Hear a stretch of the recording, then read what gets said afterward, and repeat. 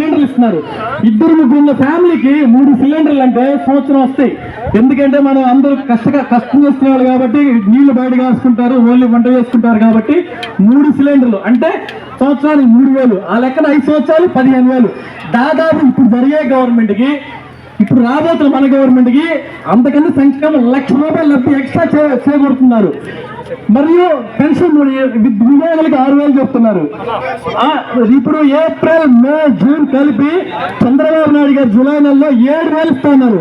July pension 4,000, గడిచిన April, మే, June కలిపి 3,000, ₹7,000 అందుకుంటారు. ఇది సాధ్యమా గత ప్రభుత్వానికి? మీరు ఎందుకు కళ్ళు తెలుసుకోవట్లేదు? మీరు ఇప్పుడు ఈ పల్లెలో ఉన్నారు సార్, విజయకుమార్ సార్. మా పల్లెలో ఇక్కడ మా ఊర్లో మిర్చి పంట దాదాపు ఇల్లు మార్చి దాదాపు 100 మంది రైతులు ఉన్నారు సార్. ఒక ఇత్తనం ఎంచుకోవడానికి మైక్రో కంపెనీ బెటరా, వేరే ప్రజలు బెటర్, మంచి ఇత్తనాలు ఎత్తుకుంటారు. కానీ ఒక మంచి నాయకుడిని ఎంచుకోవడానికి ఎందుకు మీరు ఆలోచించట్లేదు? ఏ ప్రభుత్వం ఉపయోగపడితే ఎందుకు ఆలోచించట్లేదు? అంటే మన స్వార్థం కోసం మన పంట పండించుకుని మీరు మేలైన విత్తనం ఎన్నుకుంటున్నారు.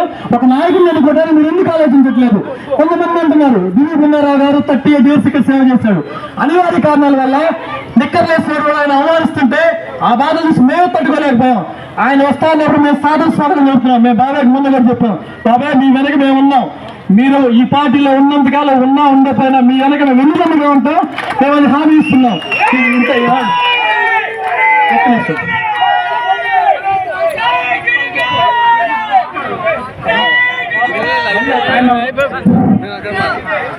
ఒక్కటి గ్రామ ప్రజలందరికీ చెప్పదలుచుకున్నాం, పున్నారావు గారు ఒక్కళ్ళే ఉన్నారనుకుంటున్నారేమో.